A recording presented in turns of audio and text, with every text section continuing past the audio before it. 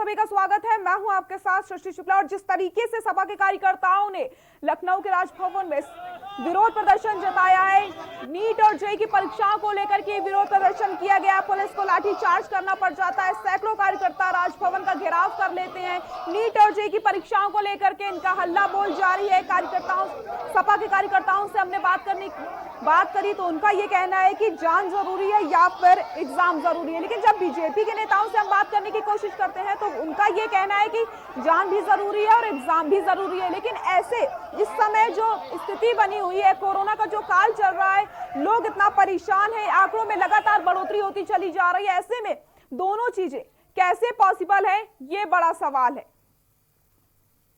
तो लगातार नीट और जेईई की परीक्षाओं को लेकर के विरोध प्रदर्शन किया जा रहा है। और हमारे साथ हमारे प्रमुख संवाददाता अभिषेक हमारे साथ लाइव जुड़े हुए हैं। अभिषेक, जिस तरीके से लगातार विरोध प्रदर्शन किया जा रहा है, कांग्रेस के नेताओं से जब हमने बात करने की कोशिश की तो उन्होंने भी यही कहा कि उनका अगला स्टैंड यही होगा, वो भी विरोध प्रदर्शन करेंगे। जी हाँ, बिल्कुल। एक बात बिल्कुल साफ हो गई है कि नीट और जेईई की परीक्षा, छात्र भले ही परेशान है, उनके अभिभावक परेशान है, वो चाहते हैं उन्हें और वक्त मिले ताकि वो संक्रमण से बच पाए। लेकिन राजनीतिक दल इस पूरे मामले को पॉलिटिकल एजेंडा और पॉलिटिकल हथियार पे इस्तेमाल करने से कतई नहीं चूक रहे हैं। सबसे पहले आम आदमी पार्टी का यूथ विंग आता है, प्रदर्शन करता है जीपीओ पर, पुलिस उन्हें हटाई है, एक दो दिन तक चर्चा में रहते हैं। आज बाकायदा अखिलेश यादव एक चिट्ठी जारी करते हैं जिसमें वो कहते हैं कि जेईई और नीट की परीक्षा को लेकर सरकार अपना रवैया ठीक नहीं कर पा रही है, उन्हें छात्रों के बारे में सोचना चाहिए और तमाम सारी बातें सरकार में, भारतीय जनता पार्टी सरकार पार्टी के विरोध में। और आज अचानक से इस लेटर के जारी होने के ठीक 2 घंटे बाद एकाएक समाजवादी पार्टी के कार्यकर्ता पहुंचते हैं राजभवन, घेराव करने की कोशिश करते हैं, पुलिस से बलपूर्वक स्थिति खड़ी होती है और फिर पुलिस को लाठी चार्ज करना पड़ता है वहां से उन्हें हटाने के लिए। तस्वीर हम देख रहे हैं, बाकायदा उग्र प्रदर्शन करते हुए दिखा है, बैनर पोस्टर लेकर राजभवन को घेराव करते हुए। जी अभिषेक, मैं आपको रोकना चाहूंगी, हमारे साथ एक दर्शक जुड़ चुके हैं, विजेंद्र सिंह है, राय रखिए अपनी।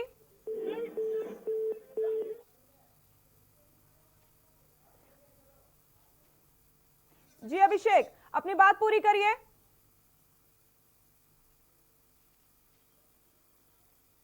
अभिषेक, आपको मेरी आवाज आ रही है? बिल्कुल बिल्कुल जी। जैसा कि मैं बता रहा हूं कि कैसे राजनीतिक दल इस पूरे में पीछे होते नजर नहीं आ रहे हैं। जी। बच्चों का मसला है, अभ्यर्थियों का मसला है, अभिभावकों का मसला है, लेकिन इस पूरे मामले में राजनीतिक रोटी, राजनीतिक एजेंडा, समाजवादी पार्टी लंबे समय से चुप थी। चाहे वो सदन की बात हो, सदन में भी शांतिपूर्वक तरीके से वेल में उतरकर बसपा की तरह उन्होंने प्रदर्शन किया, बल्कि अपने आप में फील्ड में मजबूत लोहा लेने वाली, विरोध करने वाली पार्टियों से समाजवादी पार्टी की पहचान थी। लेकिन वो मॉनसून सत्र के दौरान हमने किसी तरह का प्रदर्शन सपा की तरफ नहीं देखा, कांग्रेस को हमने बाहर बैठे हुए देखा। और अब अचानक जब ये समझ में आने लगा। अभिषेक, हम आपके पास वापस आएंगे, हमारे साथ एक दर्शक जुड़ चुके हैं, सीमा कश्यप, अपनी राय रखें। सीमा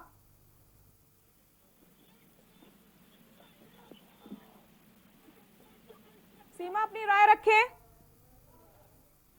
हाँ जी, मेरी राय ये रहेगी कि इस समय जो परीक्षा होने जा रही है ये बिल्कुल नहीं होनी चाहिए। इसमें इस हिसाब से कोरोना इतना फैला हुआ है, बच्चे बाहर से आएंगे तो इससे और संक्रमण फैलने का खतरा रहेगा। इस समय होनी ही नहीं चाहिए परीक्षा।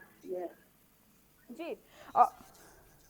और सपा के कार्यकर्ता अनीश राजा का क्या कुछ कहना है, आपको दिखा देते हैं। देश में लॉकडाउन लगा हुआ है, एक एक नागरिक लॉकडाउन का पूरा पालन कर रहा है। इसमें 60,000 से भी ज्यादा लोग मर चुके हैं इस कोरोना के कारण और लगभग 33 लाख से भी ज्यादा लोग इन्फेक्ट हो गए हैं, 60,000 लोग मर गए। इसमें अब सरकार ये नीट और जेईई की परीक्षा क्यों कराना चाहती है? मैं पूछना चाहता हूँ, लोगों की जान के साथ ये क्यों खिलवाड़ करना चाहती है? अगर इससे और इन्फेक्शन बढ़ेगा, भीड़ इकट्ठा होगी, किसी के पास संसाधन नहीं है, कैसे वो अपने परीक्षा केंद्र पर पहुंचेंगे? किस तरह से इसको मैनेज करेंगे? सरकार इसको इससे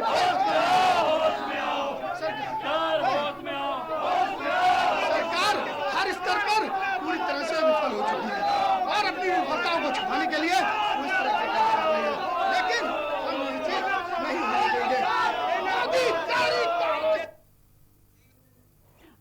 अभिषेक हमारे साथ लगातार बने हुए। अभिषेक, हमारे पास लगातार दर्शकों के भी फोन आ रहे हैं, वो अपनी बात रख रहे हैं और उन सभी का यही कहना है कि परीक्षाओं को नहीं करवाना चाहिए, क्योंकि ऐसी इस समय जो स्थिति बनी हुई है, अगर परीक्षाएं होती हैं तो और भी स्थिति बिगड़ सकती है।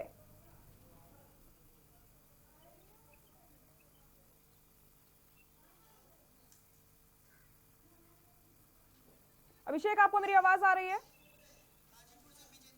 जी हाँ, बिल्कुल जी। हमारे साथ गाजीपुर से विजेंद्र दर्शक जुड़ चुके हैं, अपनी राय रखें।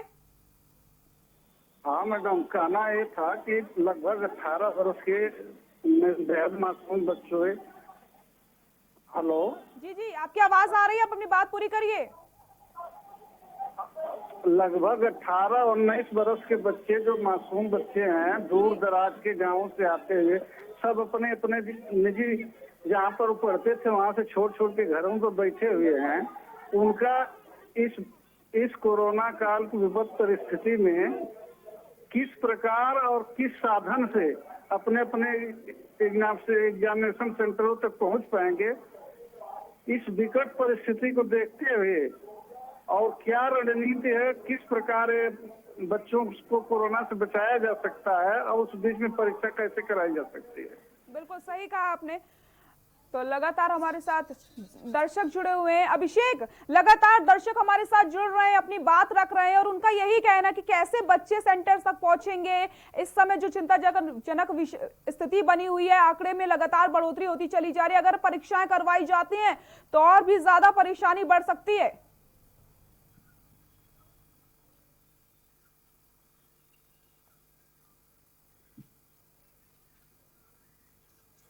अभिषेक, आपको मेरी आवाज आ रही है?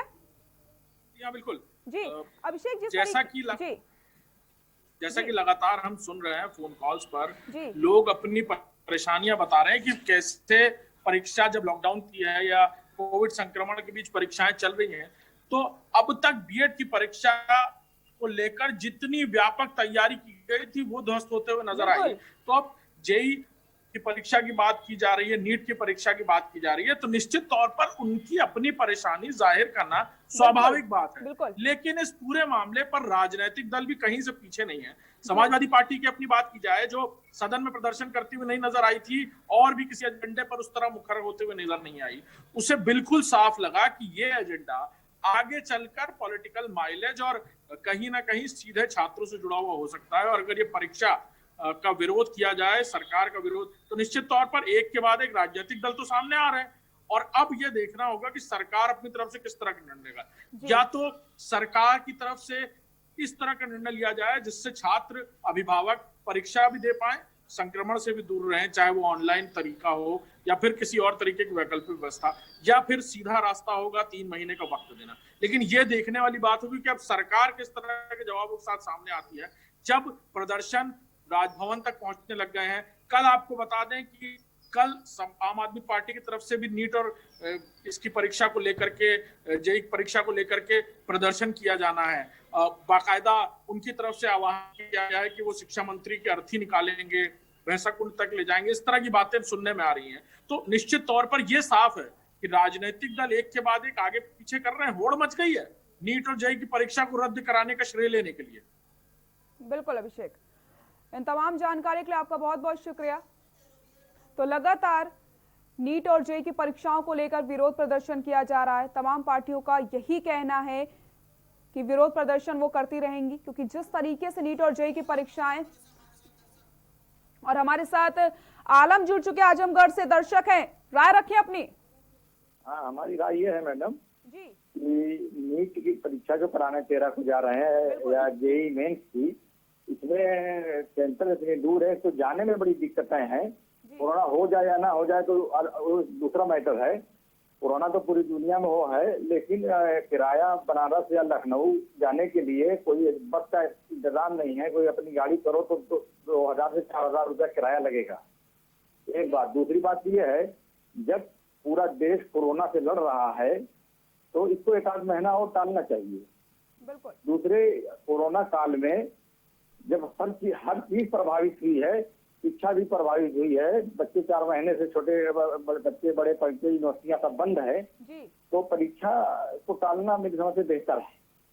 बिल्कुल। बहुत बहुत शुक्रिया आपका राय रखने के लिए। तो लगातार दर्शक हमारे साथ जुड़ते चले जा रहे हैं, लगातार टीवी स्क्रीन पर नंबर फ्लैश हो रहा है, आप हमारे साथ जुड़ सकते हैं, अपनी राय रख सकते हैं।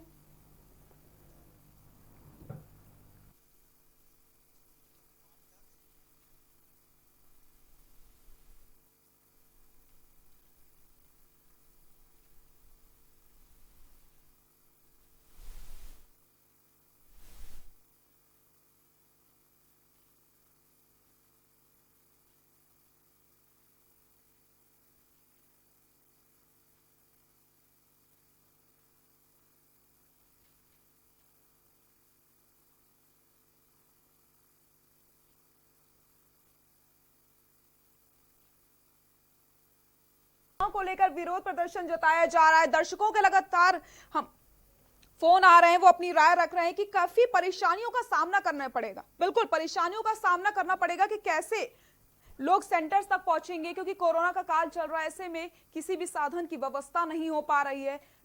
छात्र परेशान है, पेरेंट्स भी परेशान है। टीवी स्क्रीन पर लगातार नंबर फ्लैश हो रहे हैं, आप हमसे जुड़ सकते हैं, अपनी राय भी रख सकते हैं। और ये तस्वीरें आपको हम दिखा रहे हैं, सपा के कार्यकर्ताओं ने जिस तरीके से राजभवन का घेराव किया, पुलिस को लाठीचार्ज करनी पड़ जाती है। के न्यूज इंडिया ने कांग्रेस के भी नेताओं से, कार्यकर्ताओं से बात करी, उनका भी यही कहना था कि उनका अगला स्टैंड यही होगा, वो भी उसको लेकर के विरोध जताएंगे। कल सोनिया गांधी ने भी मुख्यमंत्रियों से बातचीत करी और लगातार एक ही मांग करी जा रही है कि जो परीक्षाएं होने वाली है उनको रोक लगा दी जाए, वो ना करवाई जाए।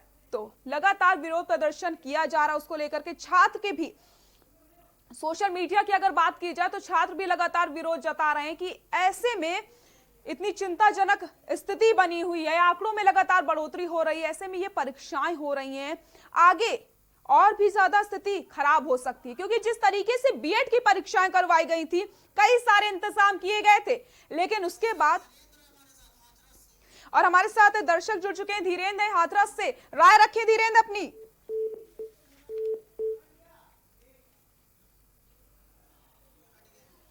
तो लगातार टीवी स्क्रीन पर नंबर फ्लैश हो रहे हैं, आप हमसे जुड़ सकते हैं, अपनी राय रख सकते हैं। नीट और जेईई की परीक्षाओं को लेकर के आपका क्या कुछ कहना है, आप ये बता सकते हैं।